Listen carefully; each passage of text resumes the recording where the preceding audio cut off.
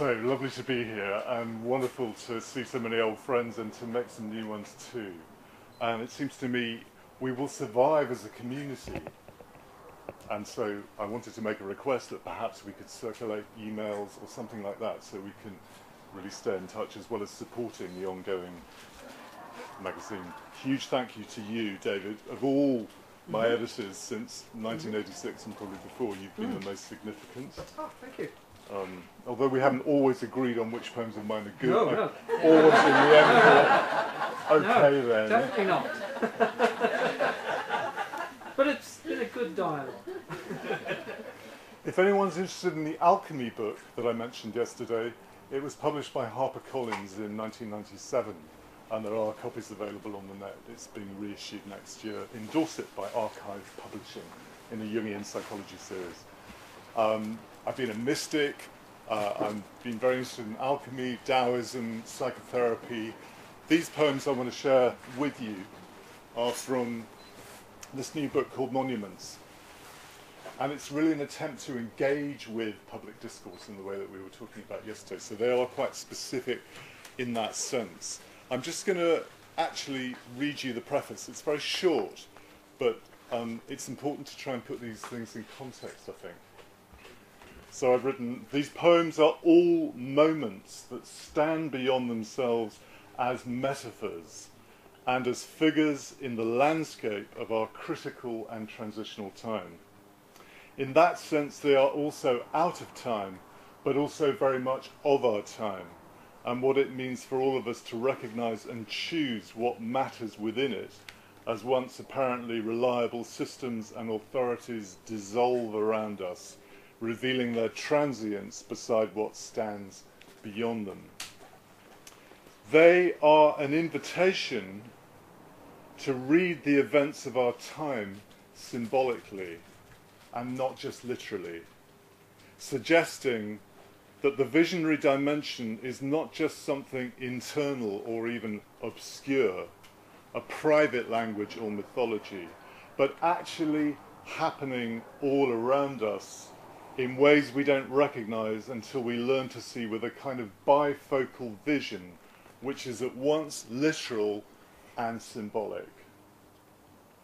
But if poetry is news that stays news, that's Auden again, as you know, then part of its function is surely to help us read the world and our own lives in a deeper way that helps us to see not only our being, but also our becoming. Some of these poems are monumental because of the dramatic events they describe. Others are small, even discreet. Some are collective and transpersonal, others more personal. Our experience, it seems to me, is always a bridge between. So that's the only prose that I hope you get. So here we go. I'm going to start with an evocation of the oldest stone circle in the world, as far as I know, which is on the tiny island of Gozo.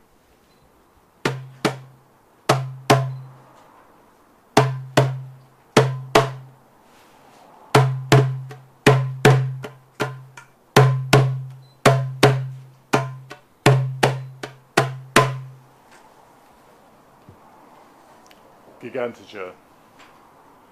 Whatever this was, you do not enter here lightly. The worn holes at the threshold, empty as they are, bar your chest with air as you look down to a hollow depression in the stone, where you would have washed your face at least. Only then and inside, alcove after alcove, all you can do is piece parts of a suggested jigsaw into a ritual, chamber after chamber of its mystery. Only as you reach the deepest part do you find your heart strangely opening, widening, then again as you return to it. And it's only when she tells you what no sign or guide is telling you, that this temple is a map of a woman's body, that you understand why you waited there where the womb is, why your words fell away, and why you don't need to know any more than you need to speak. As if it wasn't enough to be able to walk inside a woman and see that you are walking on holy ground that every holy war has since defiled, then you will know why its great lips are sealed.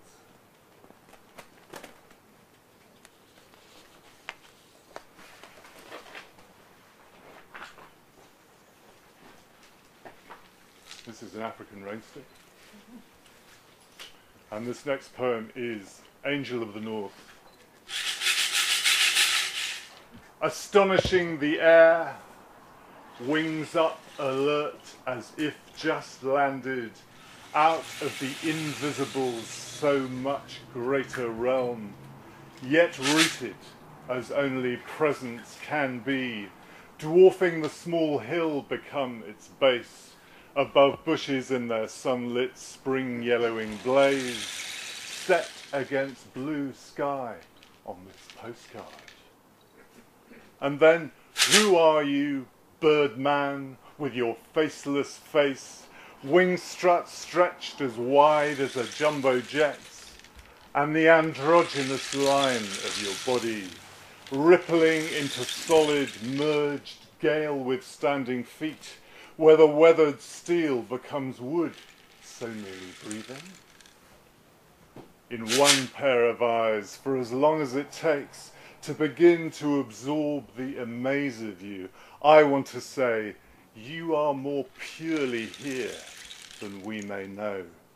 Not only created and cast, winched and hefted, inch by inch, but as a being in the guise of the earth, and all our folly you stand beyond, transforming it in the standing shape of your vigil. As the road swings, as the camera pans, in the flight of any bird's wings around you, and not as crucifixion now, but witness to the greater world you announce that never leaves us, however ridiculous we are, waiting and waiting for us to awaken and scale the hill mound's tiny distance to you for always. From Iraq Diary, day 10, this is 2003. I look in the mirror and what do I see? The daily horror staring at me, the only mirror I can read, and your face, and what it still means to live for beauty that does not lie in the name of fantasy through what is left of its teeth. Our son did not die an unspeakable death beside a dirt road, stripped of his uniform. He was slain in active service, fighting for democracy and the Iraqi people, like the army commander told us. He was a hero. She blocks her ears. He was a hero. She screams in tears.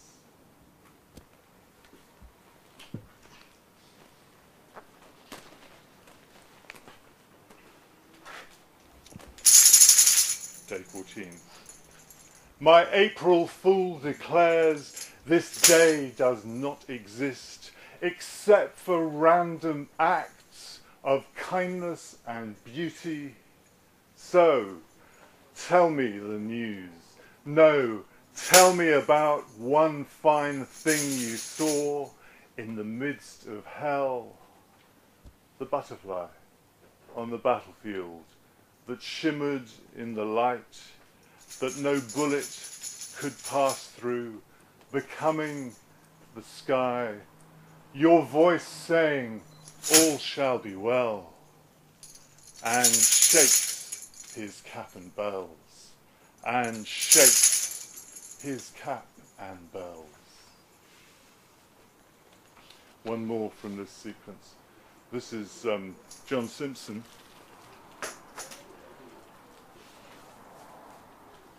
Day 18. He saw it falling seconds before impact, a white cone with a red nose, no clown this missile. A dozen people died with a click of its exploding fingers, and the Kurdish translator beside him, kicked with shrapnel in the legs, bleeds to death in minutes, his blood sand from his hourglass, all spent. Meanwhile, his report is impeccable, powered by residual adrenaline, his strength of syntax intact. And here is a man who has nearly died and who can see this hourglass is all we have. This day, hour, moment. This is the pearl of our lives. Perhaps it is our immortality we also need to be saved from until we have learnt how to live.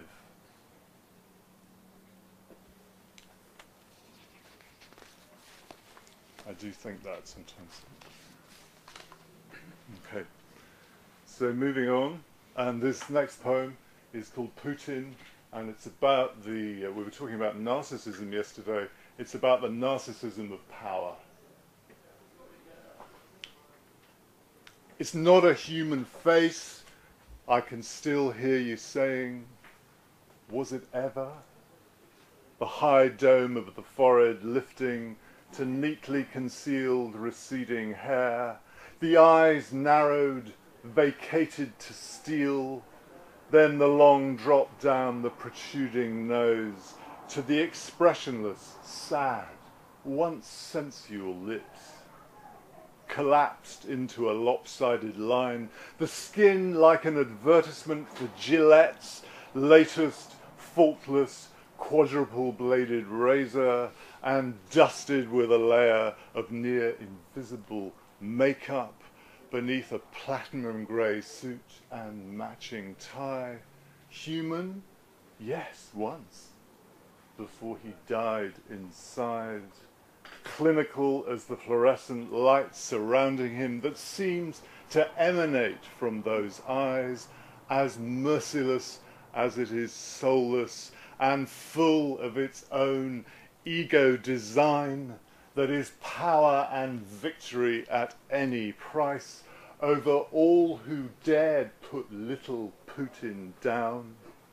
The violence now all in his mind, the bullies other states or even nations he can flex his castellated Kremlin against, his last defiant message to the West. And look away again at those eyes, as if from somewhere else in space, bathed in extraterrestrial light, the suit and tie like lizard skin, encasing what was once President Vladimir Putin. That was from a photograph on the front page of the Guardian, I think it was. Last one. Last one? Yes, time has gone by and we have to close. Yeah. All right, the last one. Thank you. Well, I think I'd like to end on a kind of a radical note, really. Not the ending I would have chosen, but you probably remember the Occupy movement.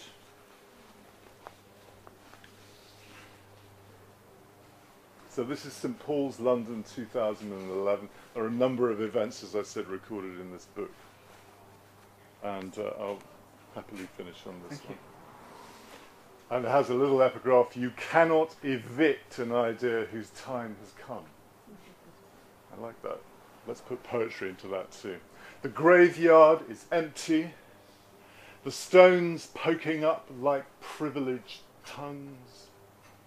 It's the living we're here for, who are daring to break the silence. St. Paul's in the wintry twilight, tents rippling in the chilly breeze, their thin skeins massed against its soaring pillars, uplit, bone white. Humanity stripped, to volunteer to be this naked, that is our bare reality, this festival of bone. In the book Tent, Nathan from Texas tells me there is more meaning here than in the whole of inflated America, its wound repeatedly reopened to the reflex of denial. Ellie, tall in her flame-red feathers and piercings, face painted on fire, mapping the ley lines of London, where the banks also cluster, roving with her twitching rods, Phoenix Witch, Braveheart.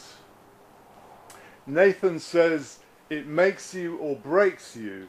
Mostly it breaks you, then there's something else. This seed cupped in mitten-covered palms. Meanwhile, Sarah in the bank of ideas beyond bankers who have no idea of the insanity of their buccaneer, only how to cover their own traces, underlings high on the fiscal edge as the lemmings pour over their heads. Posters and placards out of time, end wealth beside Rousseau 1762, and a show-home coffin for winter deaths that Mozart was tipped out of. Blake's bones grown in Bunhill fields. They're taking on another bank up the road. It's no picnic, it's pure purgation. Alchemy of bone, with what blazes only from within, that the ignorant call anarchy because they know not the meaning of living flame. Meanwhile, in the cathedral sanctuary, the distant, measured tone of the choir echoes like a gong under the chandeliers as the traffic rumbles past, and we are hunger strikers doing time just before we starve. We leave no mark, but we're invisible ink, rising everywhere in your heart and in the history of tomorrow, which has come.